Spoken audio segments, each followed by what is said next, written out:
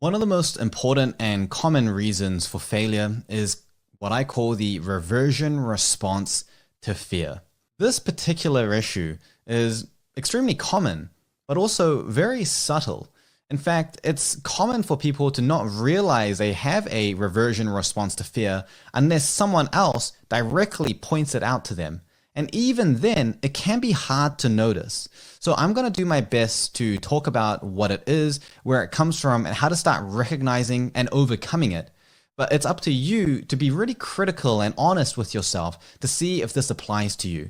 It's probably the most common reason why people will fail to pick up these techniques, and it actually happens to affect more high achievers than low achievers. So the first place to start is to really outline what the process of growth and self-development with these skills actually looks like. We don't often realize this, but when it comes to studying and learning skills, we often have a lot of fixed beliefs and previous experiences around learning that shape the way that we engage in the practice of learning and our beliefs around what we are capable of and how we are meant to learn.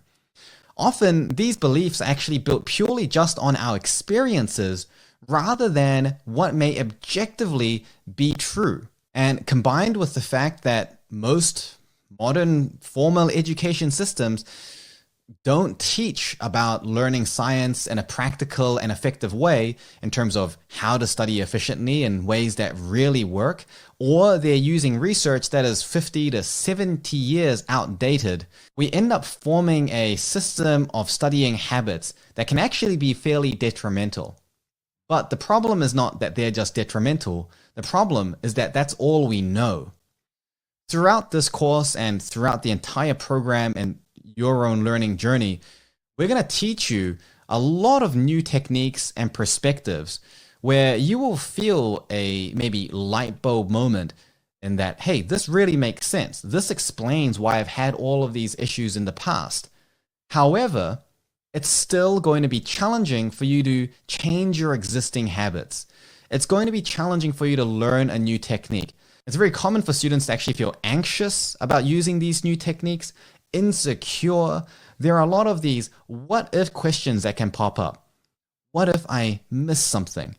What if this isn't good enough? What if it doesn't work for me? This is especially the case if we've got exams or assessments coming up, or there's lots of heavy academic pressure and we don't feel like we've got any room to make any mistakes. What if I try practicing this new technique that I've never tried before and it doesn't get me the result? What if I make a mistake here? These are the types of questions that are very common for a lot of our students. And if you don't feel this right now, as you progress through the course, I want you to remember this. Next time you catch yourself feeling this and having these thoughts, I want you to remember back to this lesson. Because this is actually the fear that we're talking about. This is the fear of the unknown. This is the uncertainty, the place where we have to take, in a way, a leap of faith. And in fact, it's so well documented that there are even existing schemas talking about this. So if we look at this here, we can see that we've got the comfort zone in the middle, the fear zone in red, and then the growth zone on the outside. Normally, when we're just going about our day-to-day life, we're existing right in the middle. We're existing in the comfort zone. This is our existing habits. This is the way that we know how to do things. But what we want to achieve is a goal that is challenging. And if a goal is challenging, what that usually means is that it is beyond the scope of our current capabilities and skills. So for example, if our current skill level is right here, and we're trying to achieve a goal that requires us to have this level of skill, then we need to engage in some kind of self-development or some kind of self-improvement that is going to allow us to reach this higher level of skill. If we don't have the necessary level of skill, we're simply not going to be able to achieve that goal. So anytime you've got a challenging goal, like getting a certain exam mark or studying a huge bunch of subjects for an overwhelming topic, or to get admitted into a certain university program, or get a promotion somewhere, or get a job somewhere else, or change your careers, or go back to university after 10 years of never studying. These goals you recognize as challenging because you recognize that there may be a skill gap that you need to fill. And in order to fill that skill gap, we need to grow, which means that we need to expand beyond what we are already comfortable with. And this is the period where we get into the uncertainty. Because in order for us to fill that skill gap, and in order for us to achieve our goal, we need to move past our comfort zone. Goals that are within our comfort zone are things that we are easily able to achieve. Things that we're not easily able to achieve may be out here or here or here. And so in order for us to reach that, we need to expand out to hit it. And in doing so, we pass through this part in the middle, which is the fear zone. This is the uncertainty. This is the what if territory, where we're asking ourselves, what if this goes wrong? What if I make a mistake here? This is the part where we start feeling that pressure. And so what's critical in understanding how we can move beyond the fear zone is accepting a few first objective facts and realities. Number one is accepting that your goal is challenging, which means there is a skill gap. Number two, that therefore we will not be able to achieve our goal if we do not develop the appropriate skills, which really means that there's no alternative. We can't bury our head in the sand, hope for the best, keep doing what we've already been doing inside our comfort zone, and just hope that it gets us that goal. Maybe if you're extremely lucky, you'll be able to get there, but for most people, this will not work, and we have to fully accept that. And for many people, simply accepting that carrying on with the way that we're used to, with what we're comfortable with, is not enough to achieve their goal, that in itself is a difficult and challenging idea to accept. And understandably, because now it throws uncertainty wide open. This goal that we think might be really, really important for us, suddenly now we're faced with the reality that it may not be as straightforward or as easy as we thought it was, or that we let ourselves believe. But if we really care about achieving this goal, then it's not about closing our eyes, crossing our fingers, hoping for the best. It's about doing everything we can to create a process and a plan so that we can reach the goal, so that we get the outcome that we want. But then the question here might be, well, if I need to gain these skills, do I necessarily need to pass through this fear zone? Is it actually necessary? Is there a comfortable path that I can travel down where I'm not exposed to uncertainty and fear, while at the same time developing the skills? And that is a very valid question. Unfortunately, the answer is, in short, no. And the reason is simple. The reason we feel the uncertainty, which gives rise to the anxiety and the insecurity and the fear, is because we are taking existing beliefs, knowledge structures, something that is in place and solid and crystal, and we are breaking that open. We are challenging our existing thoughts and our existing ideas. We're challenging our existing systems and our existing habits. We're challenging what we already believe is the way to do things. And in order to do that, we need to open up to the idea that maybe the way we're doing things is not the right way. The process of growing involves us unlearning, being open-minded, and breaking open what we already assume and believe to be true. That in itself directly causes uncertainty and insecurity. Because if what we thought was true is not true, then what is true? Hence, there's no way we can bypass the uncertainty, unfortunately. There is no road that is thornless on the path towards growth. The fear zone is everywhere around the comfort zone. In fact, the comfort zone exists because of the absence of fear. Everything that does not have fear in it is technically within the comfort zone. The fear zone is in itself the boundary between comfort and growth. There is no way to avoid passing through it, which is that third fact. The objective reality we need to understand is that the fear zone is unavoidable. In fact, it is so unavoidable that this has its own entire field of research. There is a concept that is commonly referred to as desirable difficulty. This is the idea that when you are learning a new skill or acquiring new knowledge, there is a certain level of difficulty associated with it. Think about it like going to the gym. If you're going to the gym and you're lifting some weights, you want the weights to be a little bit heavy. You want to be challenged because you understand that the heavier weight is helping you grow your muscle. If it's too heavy, you're not really getting a workout. Whereas if it's too light, you're not really getting a workout. And so we want that part in the middle where it's strenuous and challenging enough and therefore stimulating growth.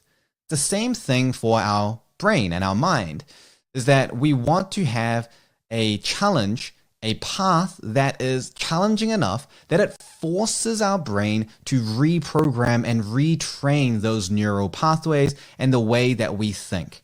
Now, the science is still out on exactly how this reprogramming thing actually really works, but we are pretty sure there's something going on in there. We don't know exactly what yet, but we do know that there has to be a sufficient pressure to force your brain to change the way that it thinks, especially if you want to change it at a habitual, fundamental level. It seems that in order for you to grow and develop new skills, you need to engage in putting yourself under a certain level of load and pressure. And part of that pressure comes naturally from proceeding through the fear zone. You may have heard of the saying, no pain, no gain, or short-term pain, long-term gain. A lot of people misinterpret that. They think it's just about putting their head down and putting in the work, doing more hours, going to sleep later than everyone else. But that's not it. Hard work is not just about doing more of the same thing. Hard work is doing the thing that is hard. It is doing the hard work. It is doing the work that other people aren't willing to do. It's about pushing through discomfort. It's about thinking about new and better ways of using your effort and using your time. It is the work that most other people are not willing to put in because they are too preoccupied with doing what is easy, which is to just put in more hours. And when it comes to learning, this is a universal finding. In fact, students across the board have been found to react so negatively to this difficulty and discomfort and uncertainty and fear that there is an entire phenomenon called the misinterpreted effort hypothesis. Now, it's not restricted just to students and studying, but it's seen here extremely commonly. What happens is that students universally, it's scarily consistent finding across the research. There's not many things that have been found in the research that are as consistent as this. If a student uses a technique and that technique feels more difficult, then they are less likely to use that technique because the judgment has been made, usually subconsciously, that this technique is not as good. And it's called the misinterpreted effort hypothesis because actually the techniques that use greater effort actually tend to be the ones that are more effective. It's kind of like how the workout that's a little bit more challenging tends to be the workout that does you more good and makes you fitter. But not everyone reacts negatively to the fear zone. Not everyone reacts negatively to effort. And this is where the field of research and study called growth and fixed mindset comes in. So the growth mindset is a very popular, well-known term, and it refers to the mindset and perspective that a person has when they're engaging in self-development. People with a growth mindset tend to exhibit certain behaviors that predispose them to growth, which means they're more likely to succeed. People with fixed mindsets do the opposite. They hold themselves back. So here are some behaviors of growth and fixed mindsets to get you started. We're actually going to cover this in more depth later in the course, but I'm giving you a small introduction to the idea so that you can start thinking about where you fit in. Growth mindset accepts challenges. Fixed mindset avoids challenges. Growth mindset embraces making mistakes because there is a lot of learning to be had when you make mistakes. Fixed mindset is afraid of making mistakes. They go out of their way to avoid making mistakes. Growth mindset reacts positively to making mistakes and failure.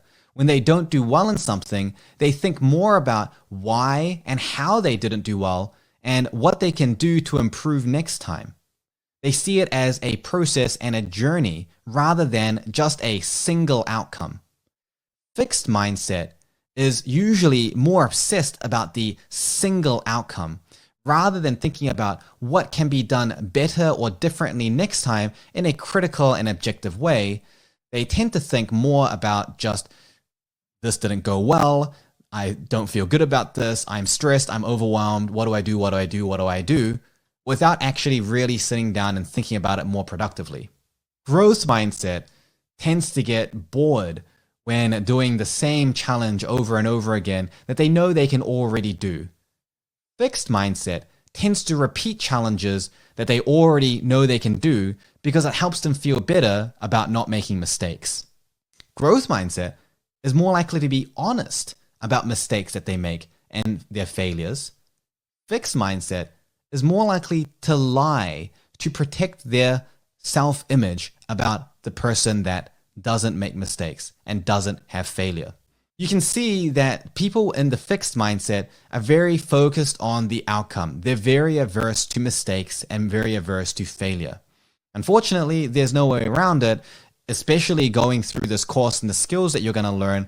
There is no way that you can learn these without making a certain number of mistakes. But it doesn't mean you're going to make all of them. There are a certain number of mistakes that you're more likely to make. And the sooner you realize what mistakes you're going to make, the sooner you're going to be able to progress and move forward and learn from those mistakes. You don't want to put off making the mistakes until much later, only to then realize you don't even have any time or energy left to work on improving them. That's the worst case scenario. One of the most common behaviors that we see with people that have a more fixed mindset when it comes to studying and learning and self-development is that they ask a lot of what if questions. Hypothetical, what should I do? The theme here is that they're trying to ask questions and get information about what they should do because they're afraid of making a mistake or failing by just giving it a go. People with a growth mindset, on the other hand, don't ask a lot of questions like that. They tend to just give it a go to the best of their knowledge, and they ask, how did I do? That's the two different perspectives, and it's actually startling the difference in progress that we see. Very legitimately, a student with a growth mindset that just gives it a go, accepts they're going to make mistakes for the first 10 to 20 times, and asks for feedback, can progress through and develop their skills at a rate that is potentially 10 to 20 times faster than someone with a fixed mindset. And the reason is because there are so many ways you can make mistakes. If you ask a question like, well, how should I do this? Or what should I do before giving it a go first and making those mistakes? There are so many hypothetical ways that could be answered that by the time you go to actually do it, you're trying to avoid making so many mistakes, you just make another set of mistakes. And now you're no better off than you would have been if you just went and gave it a go to begin with. In fact, you're probably even more confused or more frustrated because you put in all of this preparation to avoid making a mistake, but you ended up making one anyway.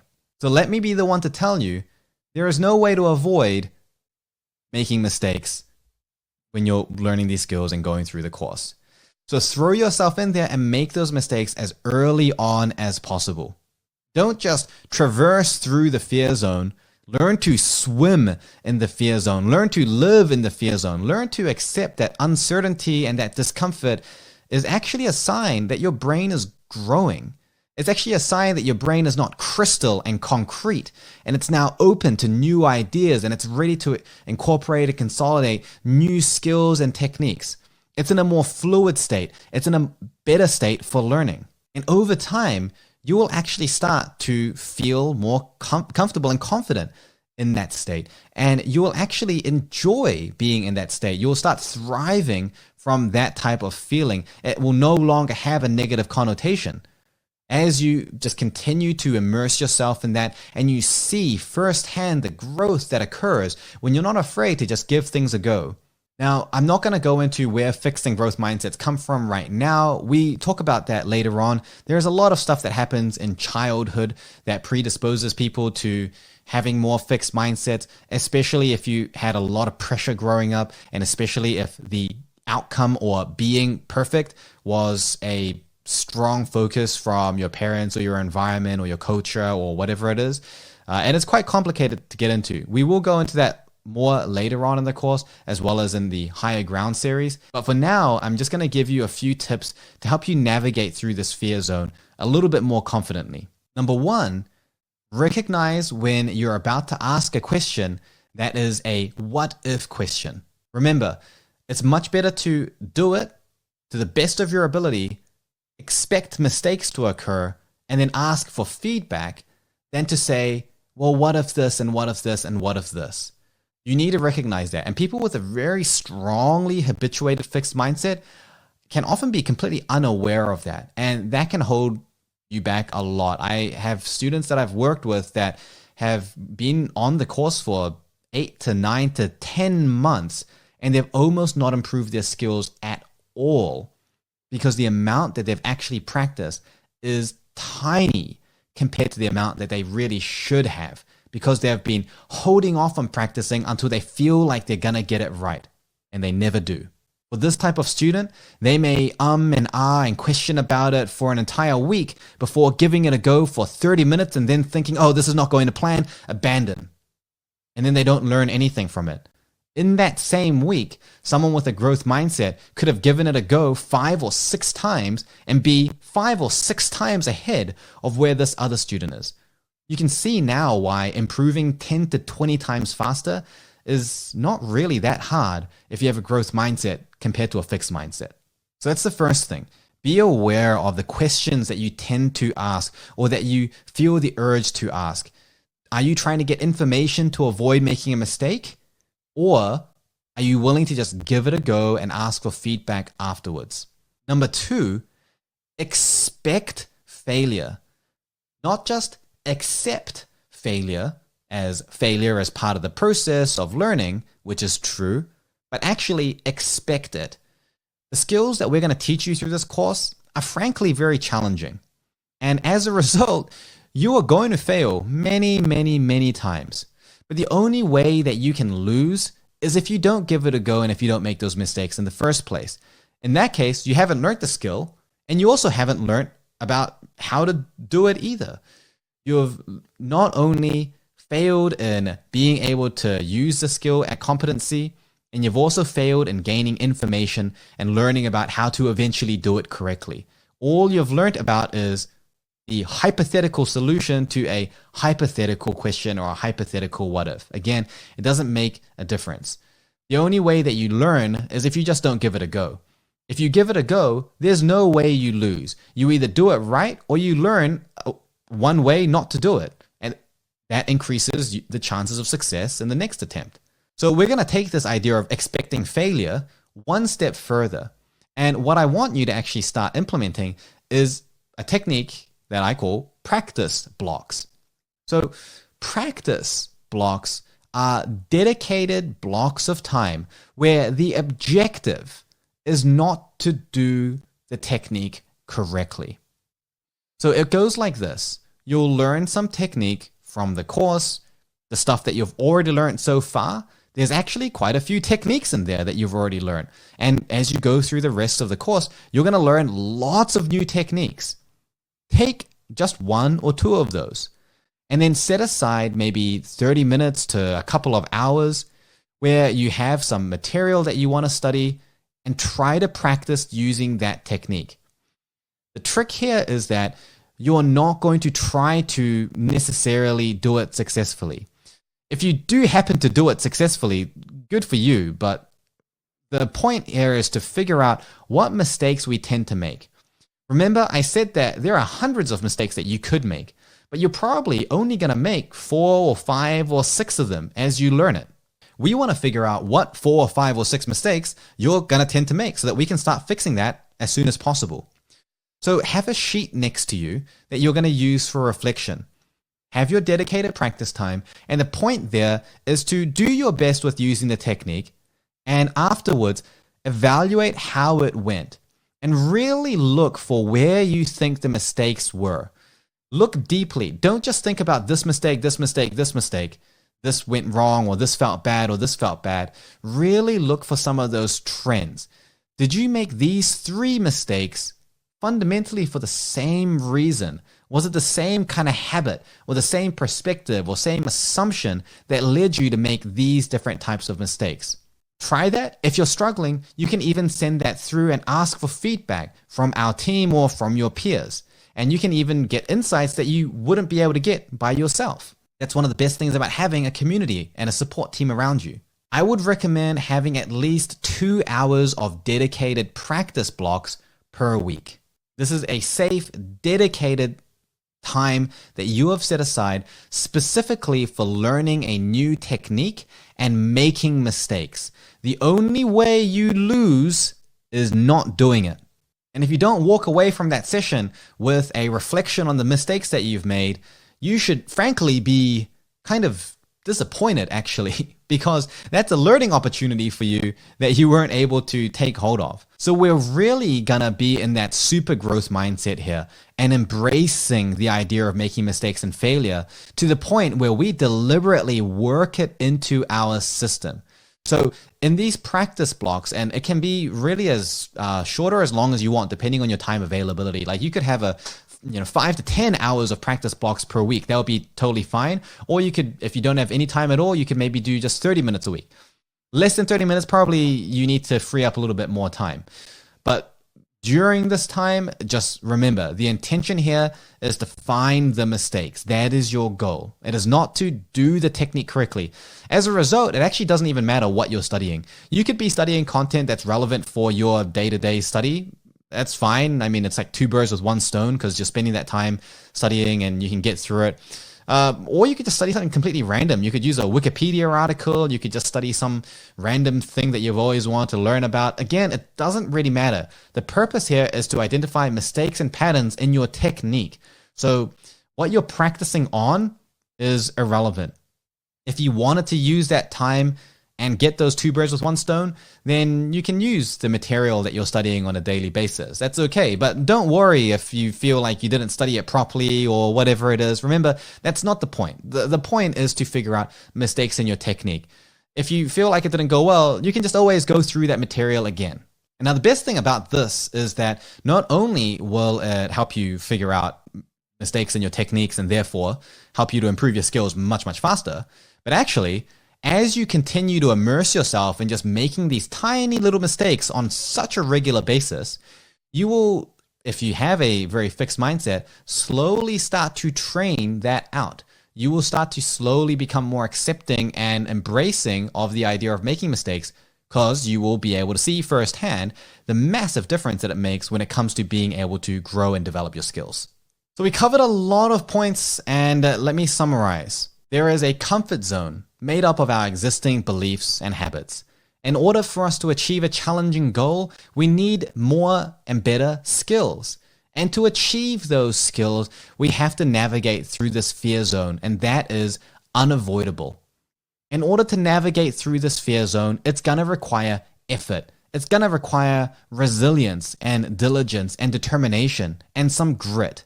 Most people, based on the misinterpreted effort hypothesis, when they encounter resistance and difficulty, they respond negatively to it and they draw away from it, instead doing what's easier, like just working for more hours, rather than really challenging themselves to change the way that they're doing things. People that are able to access growth more effectively have what we often call a growth mindset, while people that struggle with this have more of a fixed mindset.